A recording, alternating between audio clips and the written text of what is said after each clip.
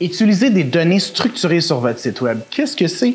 C'est un peu quand vous dites à Noël, qu'est-ce que vous voulez recevoir comme cadeau? Quel type de catégorie, quel range de prix que vous voulez. Bref, peu importe, c'est quand vous structurez ce que vous demandez pour Noël. Mon conseil, c'est utiliser les données structurées dans toutes les pages de votre site Web quand vous pouvez.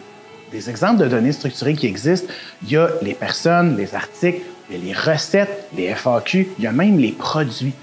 Une donnée structurée, c'est ce qui fait que quand vous êtes dans Google puis vous faites une recherche, vous voyez apparaître des données qui sont typiquement pas là.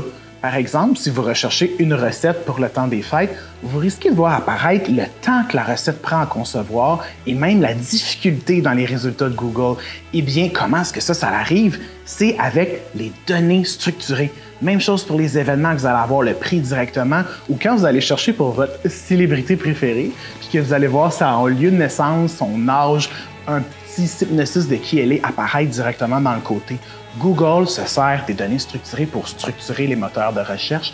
Utilisez-les, c'est seulement votre avantage parce que vous allez rentrer dans la guerre d'avoir plus de visibilité avec des belles données qui sont bien structurées, puis vous allez bénéficier de toute cette belle visibilité-là. Donc, si vous avez des questions, puis si vous voulez savoir comment les intégrer ou encore toute la liste des données structurées qui sont disponibles, n'hésitez pas à l'écrire en commentaire. C'était Pierre-Luc Delisle qui vous dit « Utilisez les données structurées ».